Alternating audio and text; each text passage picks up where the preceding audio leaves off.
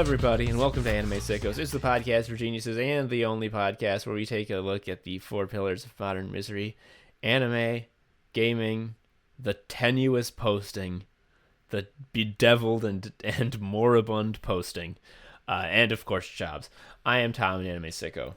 I am Joe, an anime sicko. We love to see every day someone say a new Twitter alternative that they're going to, where the terms of service say that the mods are allowed to like steal your children if they think you're not doing a good job of raising. Yeah, and only 20 people can be online at the same time. There's a queue. Yeah. It's looking real good out there, folks. We have one patron who patronized us that we gotta thank. We gotta read their name. And Joe, how lucky for us, because it's a funny name. Oh, good. And I mean that quite literally. Funny name. Oh, thank you. I was hoping it was Keaton Patty, but that's fine too.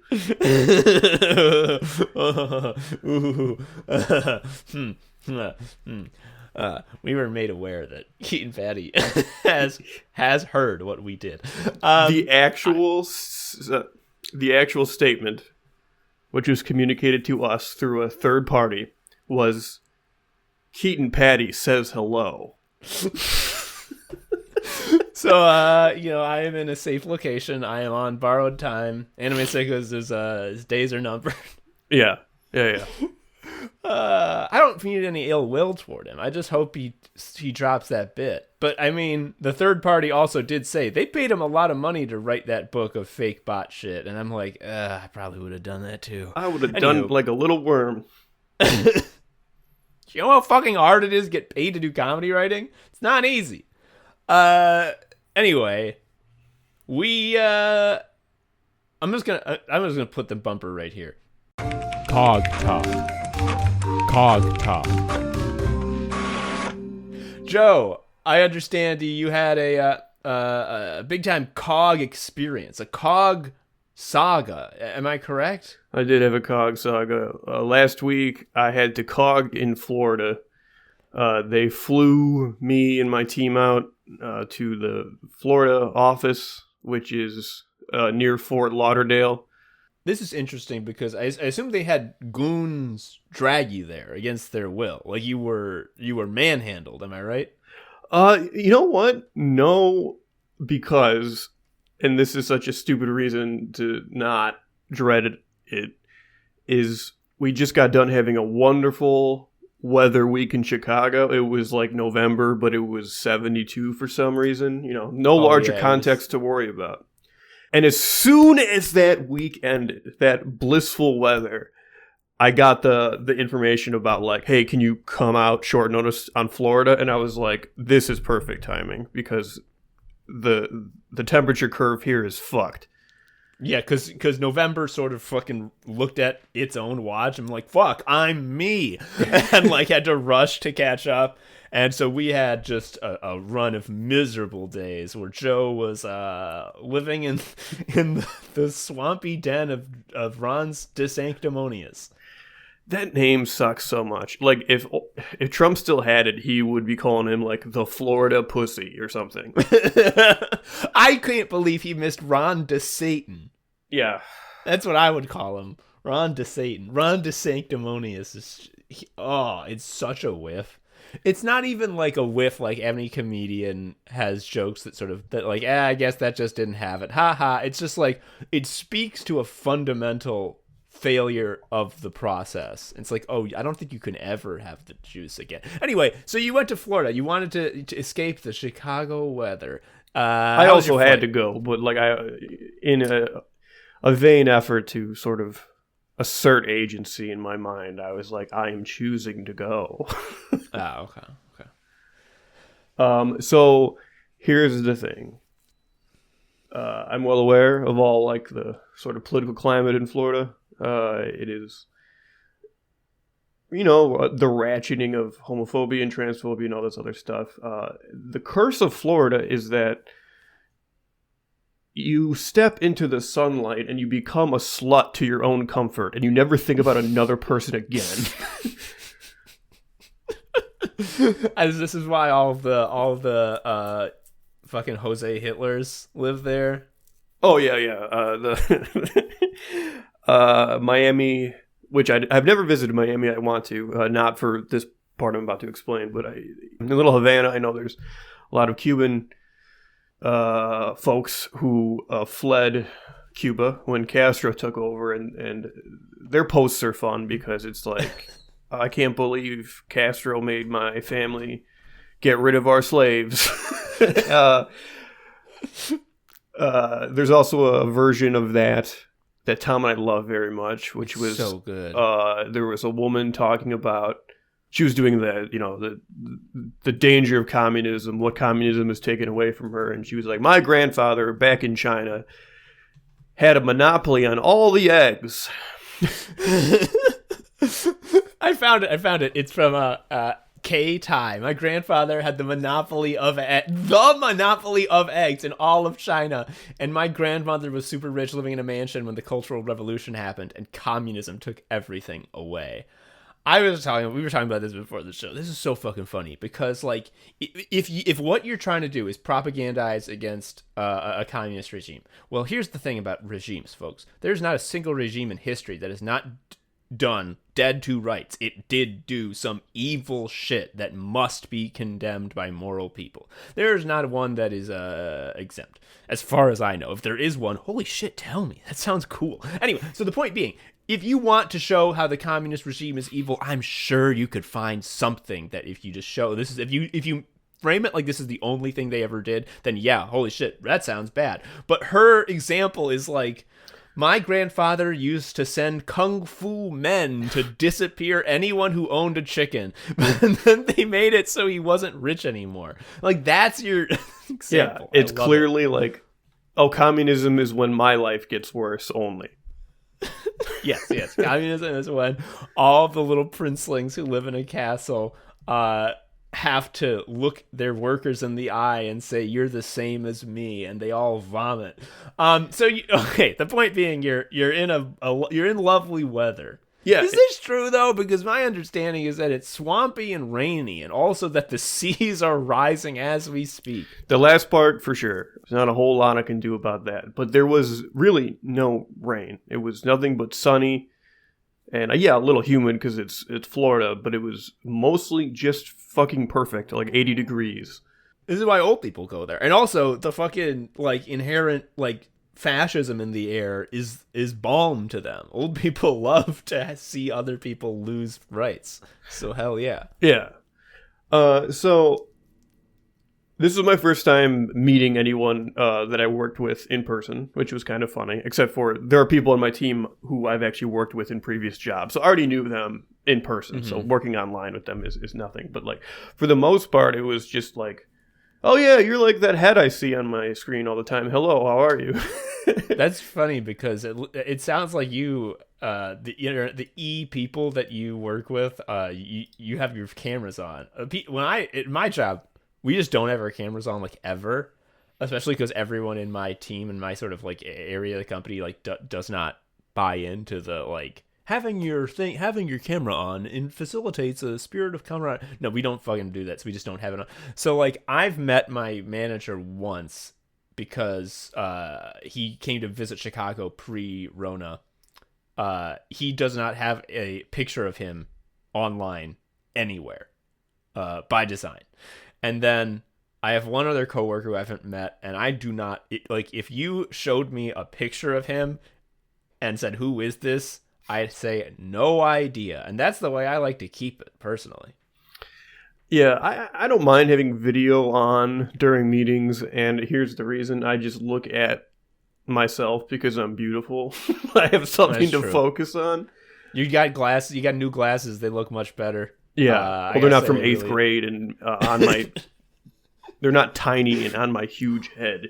Yo, okay, can we talk about that? Because, okay, I had glasses in 8th grade, and they weren't exactly the same design as you have, but it seems like every fucker who has glasses in 8th grade is like, you know what I gotta have? Really skinny glasses. Yeah, this way no one will know I'm wearing glasses.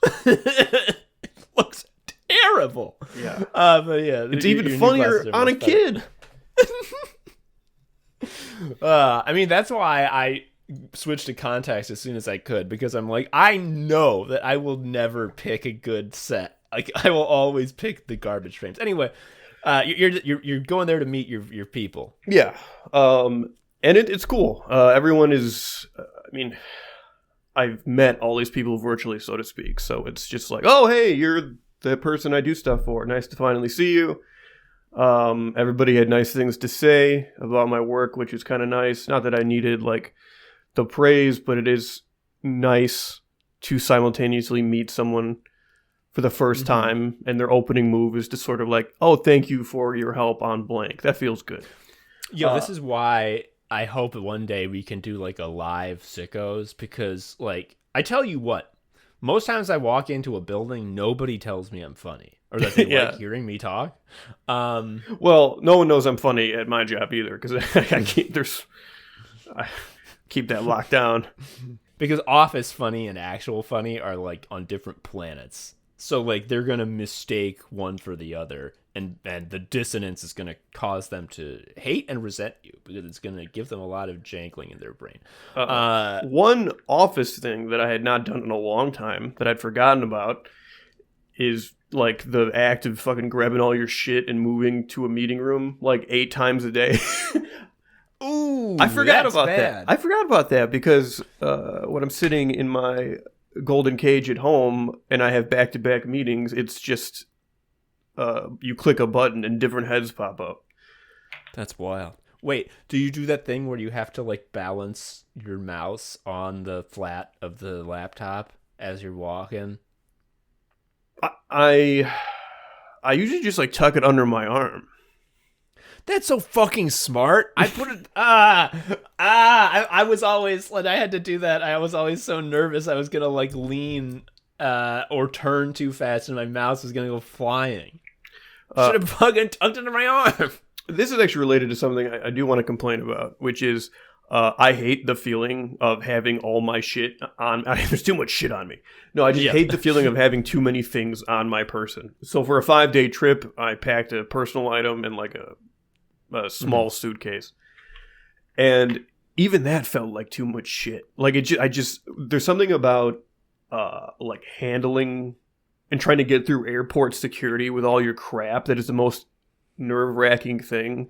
Like I just start sweating like a guilty person, but in reality it's just like I'm not taking out my Steam Deck fast enough and the guy is like yelling.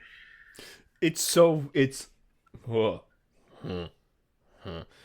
the final boss of the anxiety of the big line behind you. Like if I'm in the big line for like a coffee shop or like a restaurant or what have you, the fact that I can feel the big line in the back of my head makes it so important to me that when I get up there, I immediately begin the transaction and get it finished as soon as possible with as little like fucking like my shoes are already off and I'm not even close to the conveyor belt. Yeah. And you know, at like a coffee shop, what I have to do is speak like, I would like a latte, please. Mm-hmm. And you have your credit card all ready to go.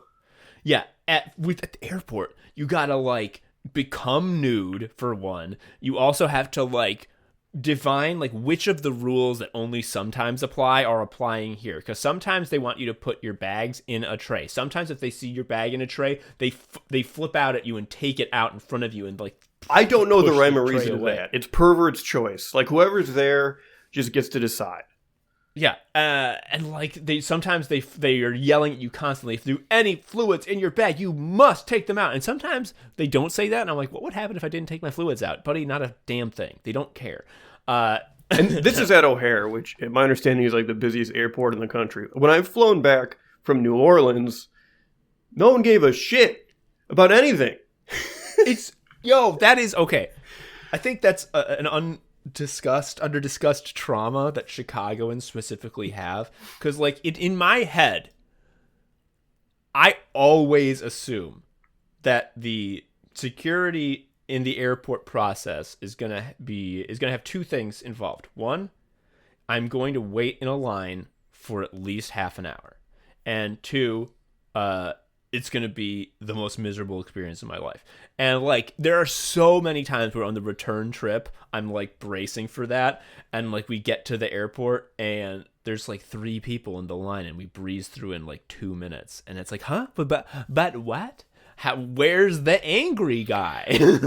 When Winnie and I went to Mexico for a friend's wedding, as is often the case, when you land in another country, the flight attendants hand out like the sort of customs forms or the things you declare or whatever. There's a section for like drugs. And I was like, okay, I'll just write all my medications down. And I showed the guy the medications that I listed. He was like, oh, I don't give it that, whatever, that's fake. I remember, so I didn't know this because I don't do a lot of international travel before I met my wife, who has family out of the country, which would then give me a reason to do international travel. She's done international travel constantly because her family grew up all over the place. So I didn't know about that custom form shit, and like they handed them out, and I'm like, oh, fill out what I have, and there's one that's like food, and like I bought like a couple cookies that I was bringing with me, and I wrote down cookies. And my wife was just like, are you fucking nuts? I'm like, what do you mean? Like, why are you writing down cookies? I'm like, because they're asking if I have any food, and I have cookies. And I get made fun of that still. Well, that's where I sort of go mentally. I'm like, all right, I want to follow the rules because it's the airport. And I assume someone can just be like, Joe, you fucked up. You have lost your United States citizenship, and you can't stay here. You are stuck in the airport forever, like that movie guy. Yo, Joe. Okay, so there's a thing that happens a lot when a post that comes up again and again, which is something to the effect of like, neurotypicals are so frustrating because they always refuse to follow the rules and always are doing a secret code thing that no one can figure out. And everyone's just like, it's so true. They are doing that. And I always feel so tempted to suggest like, yes, it's correct. Every single one of us does that all the time. And we do it on purpose. We love the code. To bug you. And it's like, oh, that, like, you're oversimplifying. It's not, it's like, you know, yes, it's difficult to pick up on these social cues if you're not neurotypical, but it's not like a hard and like when we say this, we're always lying and always mean this other thing. Like it's a like sort of, you gotta play it by ear, and if you can't play it by ear, I can see why that would be very stressful and very annoying. This is the example of that being real though, because like there's the government's stamp on that, and like. You're telling me the government is being neurotypical here? Fuck you. So that was... The flight was fine. I played some shit on my Steam Deck. Soulstone Survivors, a little bit of 20 Minutes Till Dawn. The guy next to me, like the last plane I was on, was watching The Northman. And I tweeted this, but like when we got to the volcano scene and there's the insane final exchange of blows, like I was like watching his face and his jaw dropped, and I was like, yes. Yo, okay. Film Twitter is trying to get me to believe that Robert Eggers is played and that The Northman is mid, and I don't buy it. And I think that this is living proof. This is a fucking normie on an airplane. Airplanes is the context in which a movie must just give you the goods most quickly. No one's fucking looking for nuance on the airplane. They just want the goods. That's where I watch superhero movies. I don't watch them anywhere fucking else. And if some guy is having his jaw dropped on an airplane by the Northman, though, that's all the proof you need that this movie is not mid. I like it. Yeah. And the way the final swings happen, it's like so like sudden. Like it's... Yeah. You expected there to be like a follow-up strike or something, but it's just over. Yep. And then he dies and was like, that kicked ass. Yeah. I love Valhalla. That's got to be, if you're a Viking, the fact that like dying on purpose in battle doesn't count as dying in battle for Valhalla purposes is like so frustrating, because it's just like, what if I'm too good at fighting? Yeah. Like, what if I just never die? I think there was like an orc character in Skyrim, and the quest is like, I'm too old, but I have to die the not Viking way. It's actually the orc way. So how did you like your Steam Deck? I remember you hadn't used it much. This is now you used it much. I liked it a lot. I liked having it, especially because all the planes have like actual real outlets by the seats, so battery wasn't an issue. I actually brought my Steam dock because I was like, you know what I'm going to do? I'm going to hook it up to the hotel room with this HDMI cable I brought. Yeah, when you told me that, I thought you just spelled deck wrong. No, but anyway, I tried to do that, but lo and behold, TVs in hotel rooms are in what's called hospitality mode, which basically means you can't change inputs easily. Also, there is no shortage of YouTube videos of various scheming uncles explaining how you can get past hospitality mode on every type of brand of television. None of them worked for me, unfortunately. So I literally played the Steam Deck. I put it on the desk in the little room, and I had my PlayStation controller, which I brought, and I sat down like it was a little TV, and I had a great time. Hell yeah. I love the whole uncle industrial complex on YouTube because every one of these videos is like Bob's computer garage. It's the uncleiest man. He's got a ponytail or shaved head, guaranteed. He explains something in a very confusing way where he assumes you understand a lot of stuff that you do not. Everyone in the comments is like, thank you for finally making a guide that actually makes sense. So many of these are so hard to follow. You really explain every step. And I'm like, no, you didn't. And then also when you do it, it doesn't work because things have changed. Yeah, and that's the other thing is any information you get is probably already out of date. Also, who knows how old the TV I'm trying to fuck with is. Like, who knows if this TV I'm even using is even compatible with switching inputs at all. I don't know. One of the big tips from one of the uncles was like, yeah, definitely always carry, like a extra remote for the type of the TV it's going to be, so you can so you can universally program it over it and then change out of hospitality mode, which I thought was funny. I was not going to go buy a Samsung remote. It's so fucked how these days TVs are like they're trying so hard to fight against you. Can you not just be a tool? Like, I'm not gonna get into the whole thing, but I had that whole fucking problem where I thought my graphics card died, and what it really was my TV was just deciding to be my enemy. And what I needed to do is I found a classic thing where someone has a similar issue in a forum, everyone gives solutions that don't work, and then a month later he's like, I got it to work, I tried it with VRR and that did it. And I'm like, what the fuck? And I look up VRR. It is not an acronym that is in use. It is, I have no idea what it is. And then like I'm looking through the TV settings, like miserable, about to like give in and be like, I will never have a computer again. And then I see that one of the things you can do is you can change the type of HDMI input to enhanced parentheses VRR, and I'm like, surely not. And yeah, that did it. It works. That was the problem. Fuck this. Anyway, you're in Florida. What are you doing in Florida? I'm going to the office. We're working like normal hours, and then afterwards we're typically doing like company dinners, what have you, that sort of thing. Mandatory fun.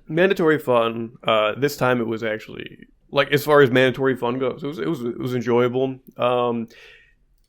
It was easy in the sense that like everyone I was going to be spending time with are people that I've already met virtually, so it's like a very easy way to sort of like ease into social mode, That makes sense. Yeah. We went on a airboat ride, like those the Everglades vehicles that are just the huge fans. I think that's so funny. Is there a reason that they're huge fans, or is that just like a gag that they're doing? Like, I never see fans as like the main... I think it's because the big inner tube like body and then the fans allow for you to cross very shallow water because it's kind of like on top. I think that's the reason, but if that's not true, don't tell me the physics of it.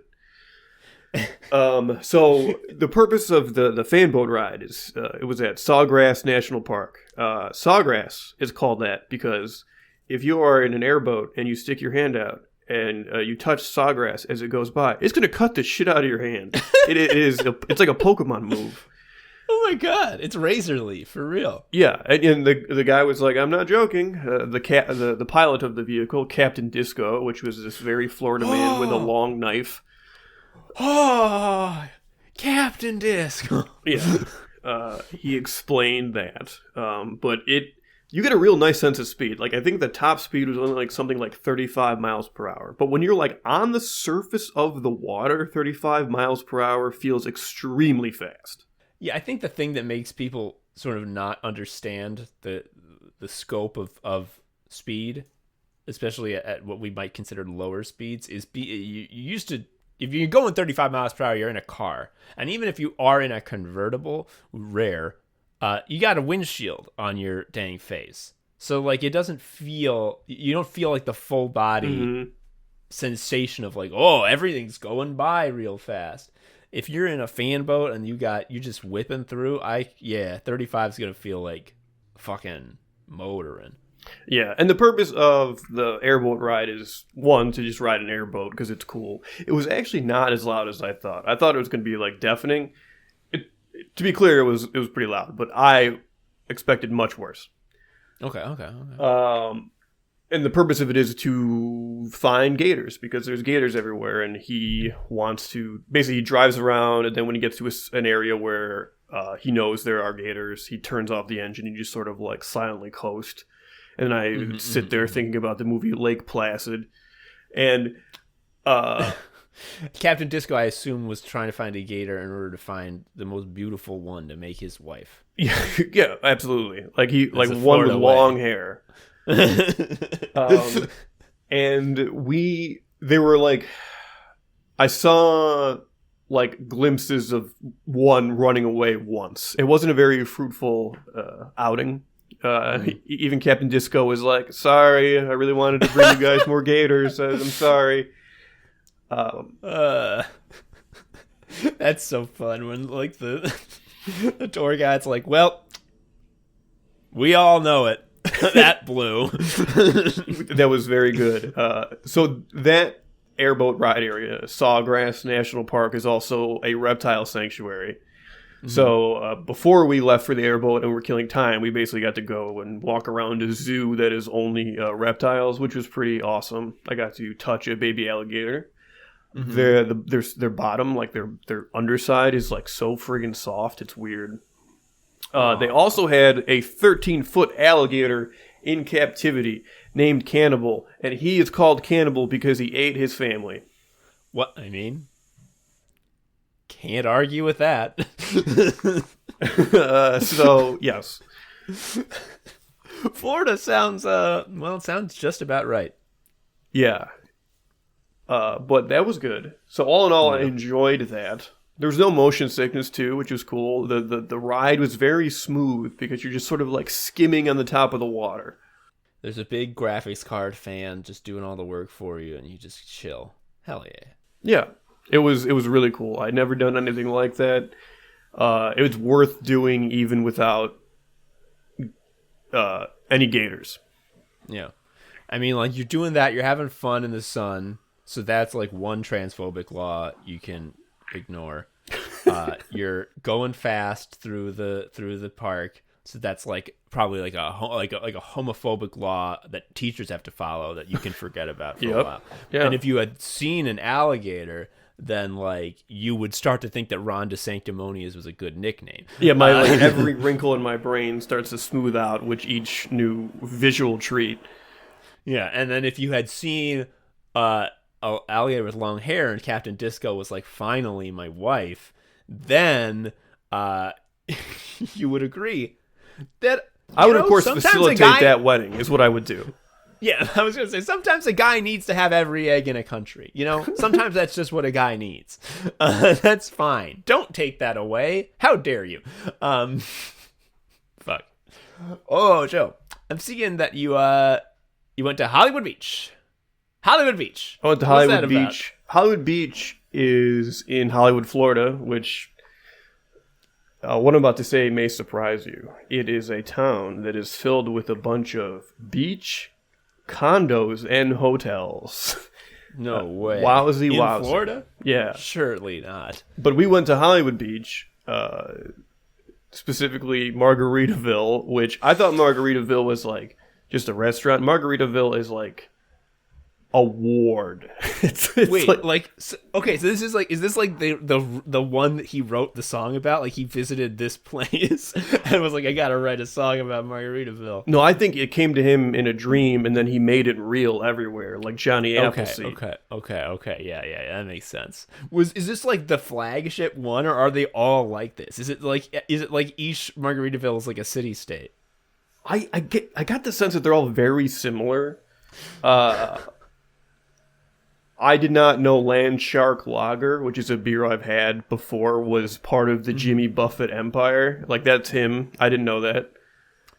This man's got his fingers in all sorts of relaxation-based pies. That's the other thing, is I've really, like, not given Jimmy Buffett his credit. Is standing around in a colorful shirt, holding a beer, that's a good way to be. That's all you need to do. Seeing a boat, being on a boat. Yeah, and like, so what if his music is no good? I bet if I wrote music, it'd be no good. It'd probably be even worse. I'd will. Okay, so obviously I know the fucking chorus to Margaritaville, but the only other piece of Jimmy Buffett music that I can call to mind, Pencil thin mustache. No, it's boat drinks. The Yeah. boys in the band ordered boat drink. And I'm just like, they would order boat drinks. I want a boat drink. Hell yeah! I can, like, you know what? Yeah, I like. Hey, this is something that we're gonna have to discuss later on. But my true belief is that, like, being able to chill out and have good vibes is like the key to understanding, like, how Everything. to behave and how to have Yes. how to have good politics, how to understand the world. It's like, can you just fucking chill and have good vibes? And that's his whole brand. His whole life's work is like, I'd like to stand on a boat with my buds Yeah. and have a brew. And it's like, hell yeah. Yeah, it's like weirdly wholesome. It's non-offensive in like a very funny way. The food was good. Basically, anytime I had an opportunity to eat seafood, I did, because I am a big fan. But we also went to different like restaurants. We went to Mission Barbecue, which is the barbecue place for the troops. I didn't realize it was like for the troops.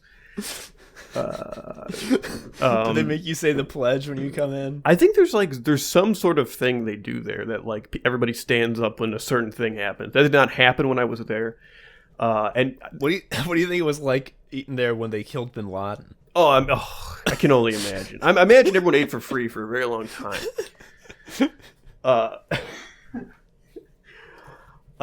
And I guess this is like a sad reality, but like all of the various troop and policemen like memorabilia that was all over the store, that did not cross my mind as like unusual, because that's what everything in this country is. Yeah. Burger was good though. The burger was good. I mean, like, consider that, like, there is a fairly successful franchise, like, across the country. Fucking 88 Tactical, I think it is. That's just, like, 1,000%. They may as well rename the store Hitler gun. Yeah, Hitler got, like, where Nazis get their killing tools. And there's like a big happy Hitler giving a thumbs up as the logo. And like, when that is just something that's like, all right, yeah, I guess this country really likes this. Just some standard fascist stuff seems like quaint. Like, oh, cops. Yeah, they do kill civilians. Oh, that's nice. Yeah, so the food was fine. It was fine. I stole valor by eating there, I think. You had a hero burger despite never beating up someone who had something you thought might be a gun. Yeah. And So I was there. I flew out Sunday, and then my flight home was on Friday. So that's, a week. That's plenty of time. The night before I was supposed to fly out, someone started a fire on the floor below us. So we were like, the fire alarm went off, and there's flashing lights, and like there was a big voice in the loudspeaker that was like, "Please evacuate immediately. Do not use the elevators." And it would just loop that repeatedly while lights flashed. Mm-hmm. So anyway, when this started happening, I was half asleep. So I got up and I started like walking around my room trying to figure out a way to turn it off. Because I like my honest to God thought was like, the people in the rooms next to me are going to be so pissed that I'm making all this noise in my room, that because I was like half asleep. Oh, Joe. And obviously I did not have a very good evacuation time because I did that for a while. So if there was a real blazing inferno, I probably would have been done. Yeah. God damn. Okay. You know how you hear about like UX designers and like game designers who are like watching focus group people like use their game or their interface or what have you, and they're just like going nuts that like they've done everything they could to make it so clear what you have to do, and these people are just doing the exact opposite and being like, "I'm confused. What am I supposed to do?" And it's like that's happening for a flashing light that's literally yelling like, "Leave, go!" And it should not be possible to misinterpret what it's trying to tell you. Well, you eventually left, right? Like you didn't die. No, I went downstairs, and it's another nice thing about Florida being so warm. It's like 1 a.m, and everyone's outside in shorts and stuff, and who cares? Yeah. And then the thing is, as I was standing there, that's when I had that horrible feeling when you get that tingle in your throat or something, and you're like, "Oh shit, this isn't thirsty. This isn't thirsty. Is my ticket being called? Is my draft number up?" Your morality has kept you well for these 2 years now, and well, Florida, being as evil a place as it is heavily hit by the virus. Is this it? I thought for sure when you told me you were going to Florida, I'm like, "Oh, you're getting Rona." You're going to die. I did too. No one's masking, and I don't like fault anyone for anyone at this point because we've completely given up. It's not like, shame on you. Why can't you be a better, more proactive? It doesn't fucking matter anymore. I wear the fucking mask in the grocery store, and I feel like a weirdo. Yeah. I go to the movies with the mask on. Holy shit. I may as well be wearing a fucking strap-on dildo because on your forehead. Everyone's like, "What? Like, huh?" Like, people are like confused. They're like, "Why?" But like, yeah, it at this point it's pretty. Like, there's no. What am I trying to say? At this point, we're in that awful scenario that we're in with pretty much every horrible thing that's happening in the world, where like individual choices that you make are so outweighed by the systemic choice that has been made that it might as well not happen. To the point, the fact you're doing anything makes it kind of funny. Yeah. Like, you can still do it if it's what's right for you, but like, it's not gonna matter. Not gonna matter on any real scale. Yeah. So I started feeling it, and I was like, crap.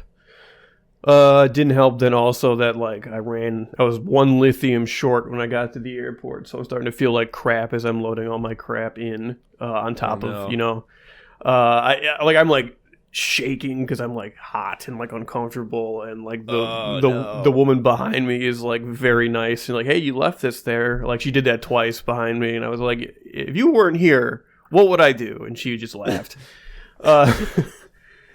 Wait, so you had like fever shakes at the airport? No, I had shakes from the weakness of not having the lithium. Fuck. But on top of that, okay, so that on compounding issues, not just one issue. Jesus Christ. Yeah. How come they don't give you enough of your battery?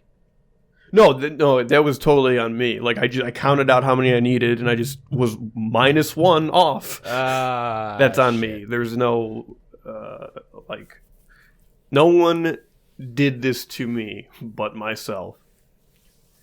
I'm sure that made it feel a lot better. Oh yeah, for sure. Yeah. Yeah, especially when you don't have the lithium to help regulate your mood. Thinking about something that you've done wrong with no provocation that's causing you a lot of stress. That's probably something that you can really just brush off. Like it's a living. It happens to everybody. Anyway, so you. Yeah. Yeah, we were planning on like getting together and like talking about stuff. We have some ideas for stuff we want to do with the show. Like maybe what could we do? What's a thing we could do? How could we change things? How could we grow? And we were planning on doing like we're gonna get together and really discuss it. And then I hear this, and I'm like, bye-bye, bitch. Yeah. See you in 2 weeks. Yeah. Never talking to you again. Unfortunately, there were some in-person studio recordings that I just couldn't go to because of obvious reasons. To be clear, I got the PCR test. It came back negative, so this means it was just like regular sick. Yeah. Which is fun. You forget that happens. Yeah, and this is actually really good for me because I was really struggling because like I understood this news to mean that my co-host and friend Joe was not moral. Yeah, like I'm about to have to cut him out of my life because he's toxic. Exactly. I was already making my notes app thing about how Joe was toxic. But thank God he got infected by one of the diseases that doesn't know about right and wrong. As you know, COVID, the thing about COVID that makes it a novel coronavirus is that it knows about right and wrong and decides to punish evildoers. I'm not particularly surprised. Winnie had mentioned that, like, at the clinic, it's been nonstop kids coming in with flu and what's the other one? RSV. Yes. So yeah, I thought I went on a trip recently to visit a family. I talked about this. It's the one that I got the Spirit Airlines shit, and my wife's whole family, they had gotten the RSV, which when you're not a kid isn't like dangerous. It's the kid shit that makes it like a real problem, as Winnie I'm sure knows. But they all were like, we had it like 2 weeks ago. Like we're not infectious anymore. Like we're feeling so much better. Like we're definitely fine now. And I was like, oh, okay, we'll see. I'm probably gonna get it. But you know, I'll trust them. And I go there, and they're all like, hey, welcome. So glad you're here. And every single one of them, every 5 minutes, is like, no, let's go. Maybe for dinner, we were thinking of, and I'm just like, is that good? Is that normal? Is that feeling well? And they're like, oh yeah, you should have heard it when we were in it. And I was like, I'm definitely gonna get it. No, they were right. They were telling the truth all along. I didn't get it. I'm fine. It also made me think about, and obviously this number is unknowable, but I've also started to think about, like, how many people are under the impression they've never gotten COVID when in fact they have. I wonder what that number's like. Oh, probably huge. Yeah, it's probably huge. So all of this is happening. I'm socializing. I'm meeting a bunch of coworkers I've never met in person. I'm being present. I'm doing the Joe show, Everyone loves the Joe show. People do love the Joe show, but the problem is there is this sort of irresistible pull to my phone because like Twitter is just like fucking nuts. It's just garbage. It's so bad. And I like just wanted to look at it all the time. Like I would I'm in climate-wise paradise. There's palm trees everywhere and I'm like, let me see what's happening on my phone. It's so nuts that we did that fucking like diagnosis red Twitter biopsy Twitter autopsy episode, like Elon Musk is fucking up, and we recorded that on a Friday. It released that Wednesday, so 5 days after the recording. And like as I said, by the time it came out, it sounded like we were Middle Ages guys talking about that damned Martin Luther. How like already so fucking out of date that it's jaw dropping. And like someone pointed out like that he did his stupid fucking let that sink in gag like 2 weeks ago. Like this has all been less than a month. It's the speed with which the fuckery just compounds is amazing. And it really is astonishing to see. Even as Twitter is becoming, fully a right-wing hate site, like there are plenty of non-right-wing people who are not using it for right-wing hate that are on the site. But if you look at the leadership and what it's prioritizing, it's very clear that fucking Elon just is a right-wing hate man, and he loves to reinstate the banned accounts from all of his right-wing hate friends like Kanye Right. and Kanye coming Trump. back and tweeting shalom is a little rough. They're just like, yo, we love to do the Holocaust again. And it's like, oh, no, don't, no. But there were like two goofy events that occurred during last week that made it hard to look away from the phone. I think one of them was everyone was locked out of Twitter, but they were also told to report for a meeting, which was really funny. Yeah, they were totally they had their badges turned off and said the badges are going to be turned off until Monday, and then yes, like come up to the meeting with your 10 most cogent lines of code ready to go. So my take on the 10 lines of cogent code is this is just his way to find who is the wormiest and who will be like most pliable to his needs, because it sounds like from what I'm reading that it's just a lot of jockeying for his favor and like ugh. Yeah, I mean, like I also was seeing a lot of people say like reporters being like, hey, if you're working at Twitter, don't leak emails and shit in full, because like apparently what they were doing that like Game of Thrones gag that Tyrion did that one time where everyone gets an email where like one of the specifics is a little different, right? Like, come up to the 10th floor, or no, it's the 11th floor, come up at 6, don't come up at 6:15, and like then they can find out which person fucking leaked it. And that's so like it's like, man, how are you still paranoid about that? Because one, no one's there. Like, yeah, you for sure have fired anyone that was going to do that, because also like it's not like damning to leak something when like the thing is insane. Like if I'm at my job and I get like an email from a C-suite guy being like, hey Tom, I would love your help murdering someone. Like when you come with a gun and we'll discuss the plan. And then I leak like, hey, this guy's planning to murder some fucking guy. This C-suite guy's got a murder plan. Like the response shouldn't be like, you fool, you have proved that you have no loyalty. It's like that, like, God damn it. Like you want someone to be leaking shit like that, because like if something like that is going on in your company, like, we gotta stop or else we'll fucking fold. I hate this shit. The dumbest fucking shit is when he opened a poll to see if he should reinstate Trump. When there was a big surge of please don't, he's like, I see the bots have come to play. And it's like, once again, it's like how he fucking moans about shadow banning. It's like, you're there now. There's no cabal anymore. One of his proposed features is just like, okay, you have freedom of speech, but not freedom of reach.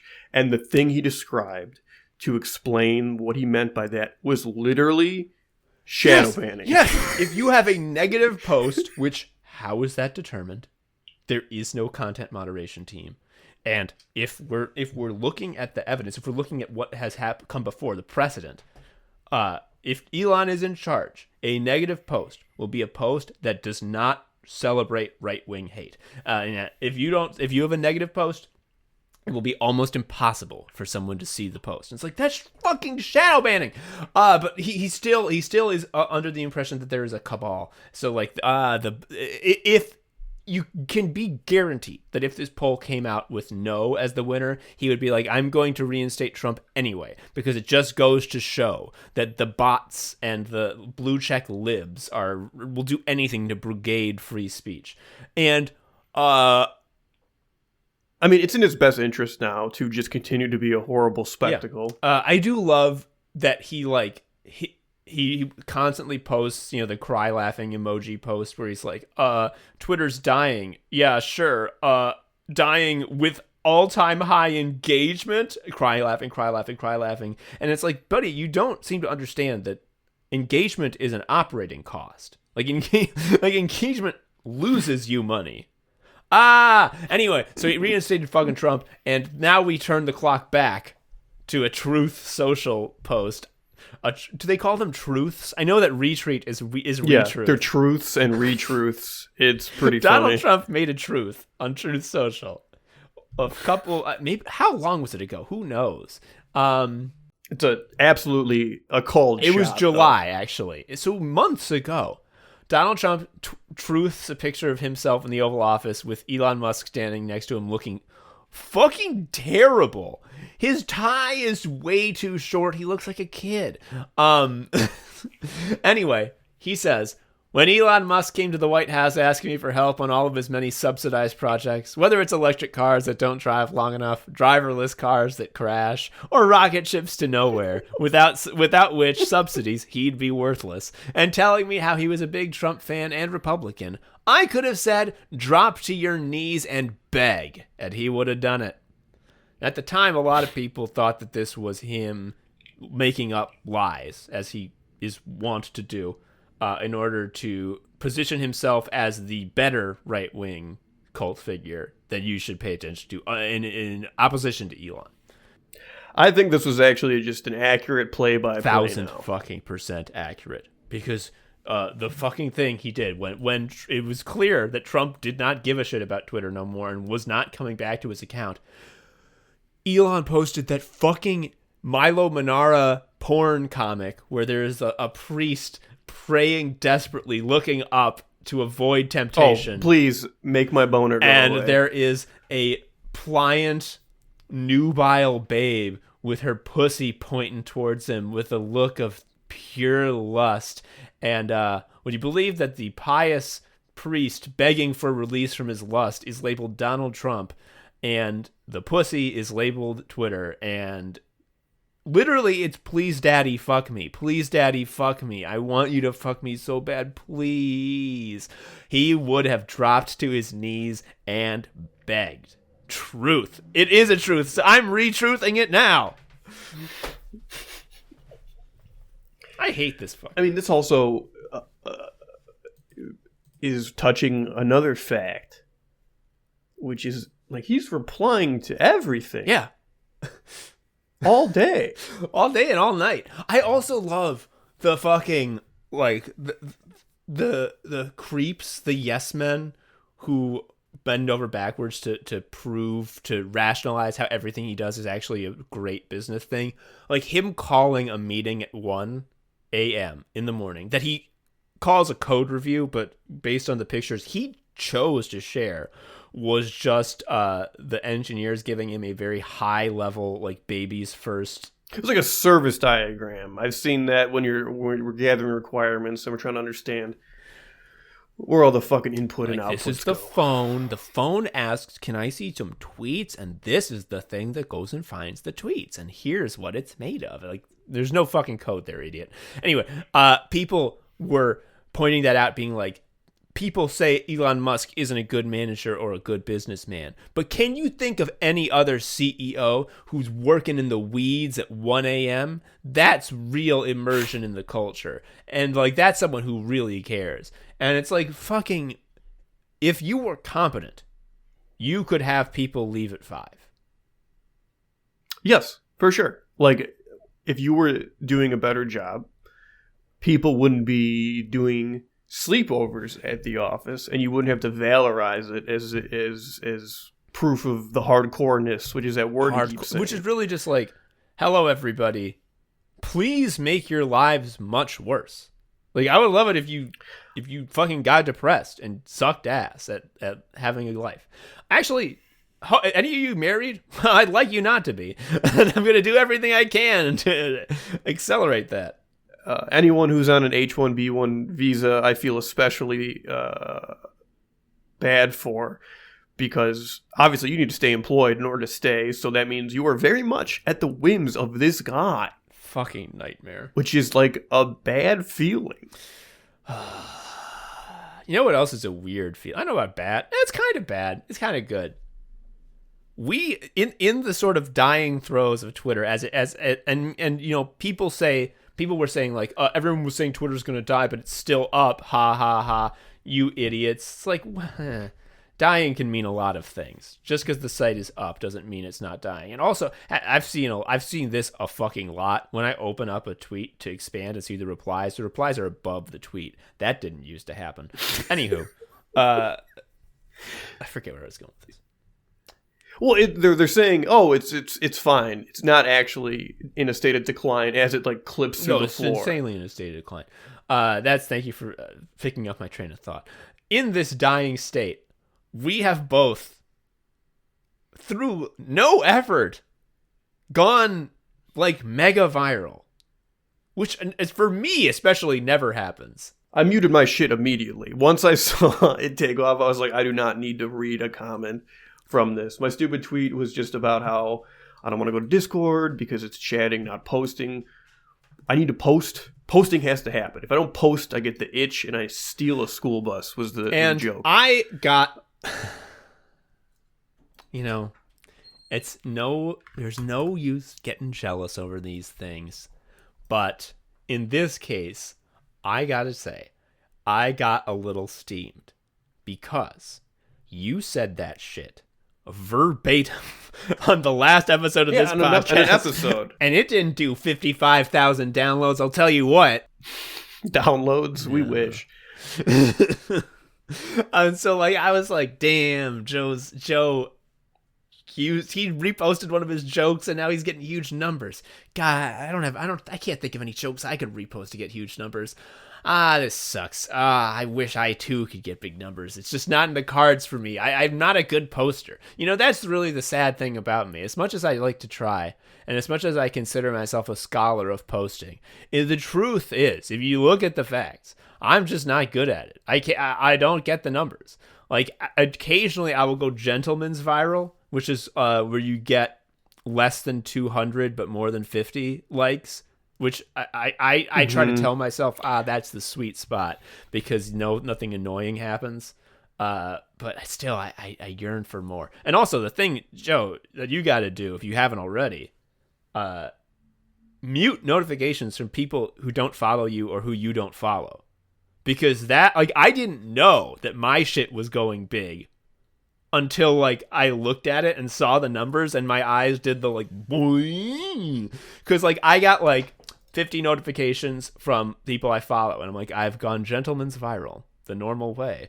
And, like, because I didn't see the fucking other shit. And I didn't see people replying to me. Because who are they? They're fucking randos. I did the dumbest joke, and this is always the way, isn't it? That it's the joke that you don't like put any fucking effort into, that isn't very good, that goes big. And I'm just like, It's funny how Mastodon's complicated. Final Fantasy VIII is complicated. I will do a joke. Mastodon isn't that complex. When you sign up, simply choose a Guardian Force, GF, to Junction. The GF you junction determine which stats you can junction spells to. But don't worry, you can change your GF at any time. Junctioning spells boost your stats. So, ... tweet 1 out of 34 thread emoji. And, fucking that went over huge. I can't understand it. People love pointing and saying Final Fantasy VIII. So fucking many people quote tweeted it and just said this Final Fantasy VIII. Like, Final Fantasy VIII. Like, yeah. It sure is. Have you ever seen that tweet where some woman posted, like, blueberry is a fruit that starts with a color. Can you think of a fruit that starts with a color? And someone was like, star fruit? It's like, oh, so close. That's a shape. It does feel like that. There's one fucking one that oh god, I sent it to you because I'm just like, oh man, this guy's brain is really working as hard as it can. Here it is. It's oh my god, this is so like, oh man. No, you got it. Like fuck. Enough preamble. The reply to my fucking Final Fantasy VIII Mastodon tweet is, I have no idea what Mastodon is, so I was just assuming you were explaining Final Fantasy VIII junctioning. Like, yeah. Yeah. You got it. Like, yeah, no, you're right. You got it. Did you like it? You should I like it. will like it. I just... A really good thing to do is if someone replies to some shit that is extended beyond its intended audience, and it's like either a dig at you or, you know, in some way sort of like attacking you for what you wrote, the alpha move is to just like it and do nothing else. It's like kissing them on the forehead as you go about your day. It's so funny. Any of these other fucking Twitter would-be replacements, these also rans, the thing that I am worried about is I want this to be something that could happen to me. To just post a stupid joke and watch the numbies get big, like you get a critical hit in a fucking Dragon Quest game. And I especially want it to be like a critical hit in a Dragon Quest game in that I did nothing different. And it just happened. And it's just like, oh, look at that. And then I go on with my day, knowing that a number somewhere is getting bigger. I just feel like I don't want to jump ship to one of these alternatives until that's possible. Mastodon seems to intentionally disallow that from being possible by having it be siloed into little fucking servers. I don't know what federating is. Like, my understanding is you can kind of overcome the siloing issue with federation. But here's the thing. I don't know what any of this fucking means. What it means, as far as I can tell, is that it takes Twitter and adds mods. And I don't know if you've ever used any sort of site that has mods, but becoming a mod makes you freak out and go insane. So I saw a post on Twitter that was something to the effect of like, hello, game dev people. I don't know if it's game dev, some creative group. Like, please do not join the game dev server in Mastodon because there is a big time abuser and like sex pest there. And they won't ban him because he's friends with the mod. And it's like that is just one of a jillion things that's going to happen fucking constantly. And like that, you cannot have mods without there being mod drama. All it takes is one mod getting a big head and deciding that they're going to punish everyone by shutting it down. And then that's that. And that's why Twitter feels better. It's because obviously there are mods, but they are like an unknowable force. It's not like a guy you hate. Yeah, and when especially now, like the mods is there's like one tired man who's like looking at all the reported tweets, being like, "Is this hate? Is hate legal yet? I think I heard something in a memo." And he has to check, like, "Elon, sir, are people allowed to do hate?" And he's like, they're actually not allowed to not do hate." And he's like, "Not allowed to not do hate." Okay, like that's the mod. There's no like guy like in Mastodon, the mods can read your DMs, which like. I can see these high-minded people in charge being like, well, the mods would never do that. They have no reason to do that. It's like, well, as soon as one of them has grievance against you, he's going to look for something he can use. Like, it's going to happen. I guarantee it. It's like when they kept talking about, like, we need armed guards in schools. Like, well, one of the armed guards is going to fucking shoot a kid. Or someone's going to take the armed guard's gun away, and now a kid's got a gun. It's like... It's good. Like, don't allow it to fucking happen. Murphy's Law. If something can go wrong, it will. You're building in failure points. Why? None of the other ones just don't have enough fucking people. Hive looks like it's the most like Twitter, by which I mean it looks exactly like Twitter with less shit.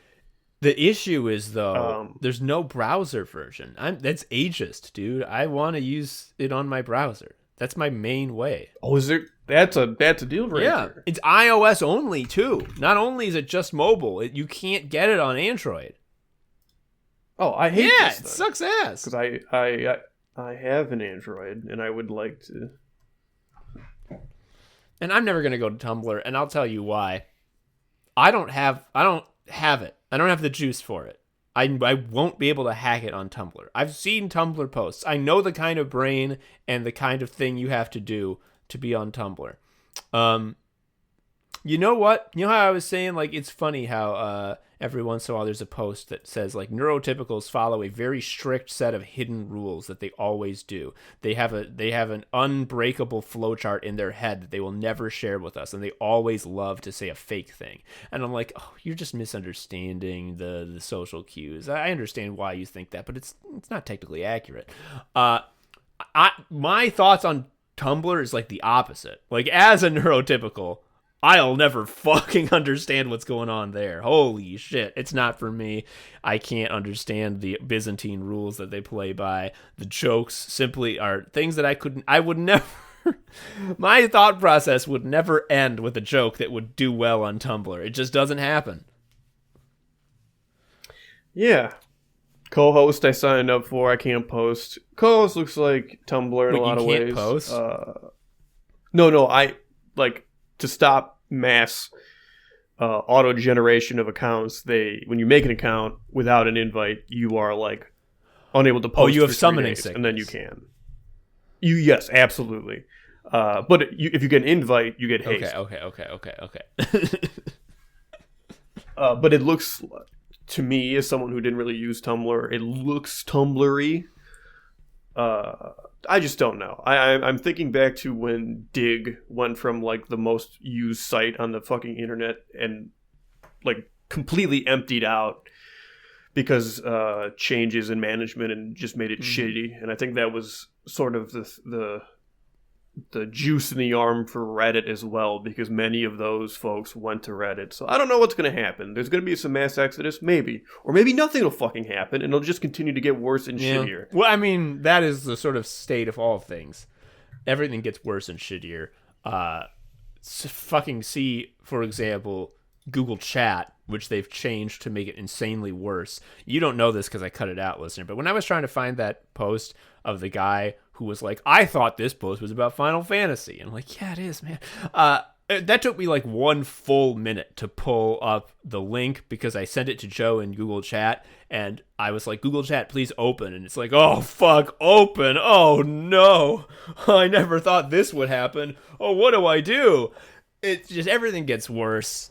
It's just getting worse a lot faster with this fucking guy in charge. You know what I really hope he does? Is R. Bud Dwyer himself. I would love that. I just don't think it's going to happen. He's too into himself. One thing that is worth mentioning is that the DMing in Twitter is very bad, and it sucked. And it sucked even before he got involved. Mm-hmm. I don't know. I just think if that could be fixed, that'd be cool. But it won't. It'll be fixed. This shit sucks so bad. Oh, well. Discord is just chatting. You know, looking at this post with clear eyes, you know, without my biases, you're fucking right. It is IRC with a more friendly GUI. You also have the huge benefit of not being an IRC nerd. You know what this is? Do you know what's happening here? I just saw a post because I was looking at Twitter, and this is really devastating. This is from a couple hours ago. Would you believe Elon Musk, CEO and visionary, is would you believe he's spending his limited time on Earth? Some would say the most valuable time that's ever existed, time that could be used, bringing the salvation of humanity into existence and making us a multi-planet species. That time, it's actually being spent replying to Cat Turd. Cat Turd says, breaking. 48 hours since Elon Musk reinstated President Trump's Twitter account, and the world still hasn't ended.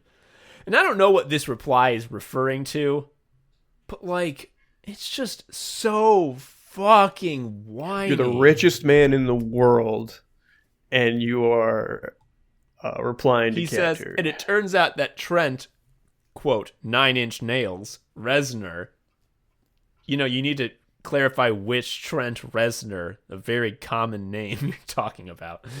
Turns out that Trent 9-inch nails Reznor is actually a crybaby, cry laughing emoji. Like, why? What are you talking about?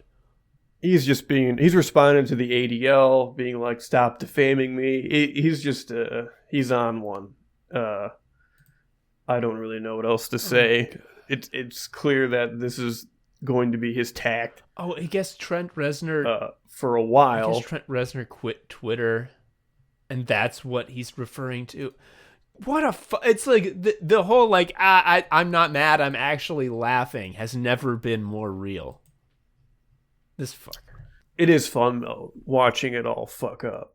That there is some like gawking aspect, like a car crash. Yeah, the fun part is that it's not affecting us, but well, I mean, I don't think that's gonna be true for long. The more and more right-wing hate freaks get let back on, the more and more it's going to become an actual force of evil in the world that will spill out from the site to reality. I mean, you could argue this has happened already with libs of TikTok finally tasting the blood it so craves. I hate that fucking person. I hate this game we play where what happened happens, and then you try to be too clever by half and be like, oh, it's not what I wanted, I'm not actually directly responsible for it, yada yada yada. It's just disgusting. It's like all I'm doing is showing some fucking freak who I hate. All I'm doing is putting the far side from Perfect Dark in the hands of some evil people, and I'm making sure they know it can shoot through walls. All I'm doing is I'm showing a certain type of person and saying that this person is a pedophile and everyone like them as a pedophile, and they have a big secret plan that they're enacting right now, and they're getting closer and closer every day. If only someone would stop this them. address. Yeah. However, I disavow violence. So, wink. I hope that. Well, I can't say what happened. Well, I already said that I hope fucking Elon R. Bud Dwyer's himself, so it's not like I can't not get in trouble. You know what I think should happen to limbs of TikTok, folks. But I disavow violence, of course. If not them, there will be someone else doing something similar. It's just fucked. Oh, well. If anyone knows how we can promote the show another way. Could someone fix all the problems, both in the world and for us? We would greatly appreciate it. Yeah. I don't know where we're going to end up platform-wise. Part of me was considering that wouldn't it be cool if our website was actually like a thing people went to for a reason beyond just like, oh, here's our landing page with all our shit, but like actually the stuff? That would be kind of cool. We need to make Flash games, dude. Yeah, we should have Flash games. That would be the reason. Yo, anyone know how to make Flash games? Do the work for us and we'll just write some jokes. We'll pay you a little bit. You know how much the Patreon gets. It's not a ton, and I spent all of it on the secret project. So don't think we're got big dollars here. Fuck. I will say though, if I can circle back to the Florida thing and just how you become a slut for your own comfort.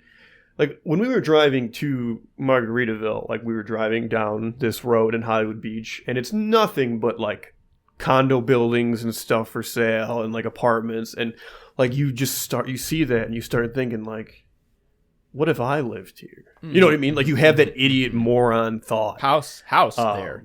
I live house. Yeah.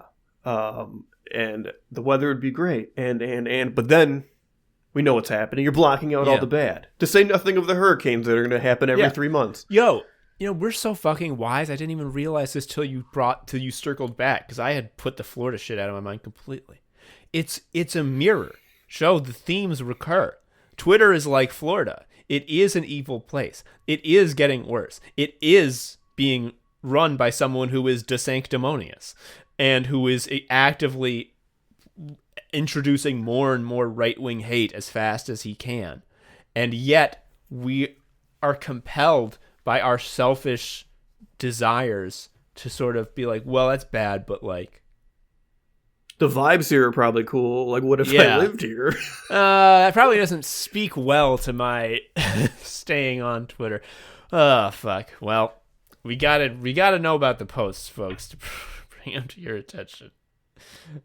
And I've said this before, but like the reason Twitter is so fun is that it's everyone. Like, I mean, every celebrity, every person that is online in that way. It is, yes. Like, if there's a mass exodus of this,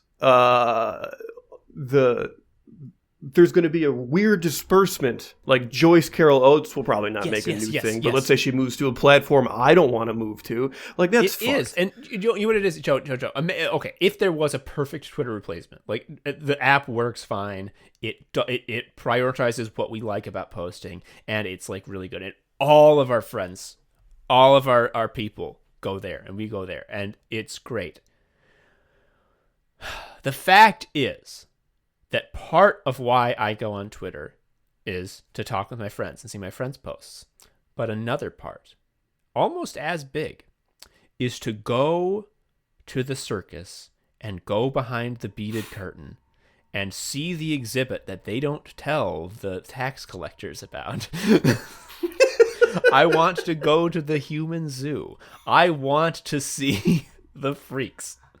And like, if there is a platform that's like, this is for good people who understand what they're doing, and it's well put together, so make sure that only a wise genius will. No, I would like to go to the platform that the idiot freaks are on. Also, yeah, it needs to be like a mess. Yeah. It's just a different type of mess than we're currently experiencing. Twitter had the closest mix to make it palatable, because like, if I want freaks, Truth Social's right there, but none of my friends are there, so I wouldn't want to do that. That's enemy territory. And here's the thing about the Truth Social is like, the people on it, they want to be able to interact with real libs. Like, they're in their own quarantine zone. They can't dunk on them. It's not fun or as fun for them as Twitter was. Like they I'm just trying to imagine what it would look like, because like, seeing the dunking, the lib dunking like in its natural habitat on Twitter is always so pathetic, because it's always like that, the same three like crying people that they got stock photos of a couple years ago. Oh, right. And then with the accompanying text about being triggered or whatever. The one I hate is Elon doing the fucking Thanos snap, and then all the crying people get poofed, and it's just like, fuck, like, what? Fuck you. It's also just very strange that there's like an entire messaging strategy that's like, I'm not crying, you're crying. I'm not crying, you're crying. Anyway, that's all the time we have for Anime Sickos.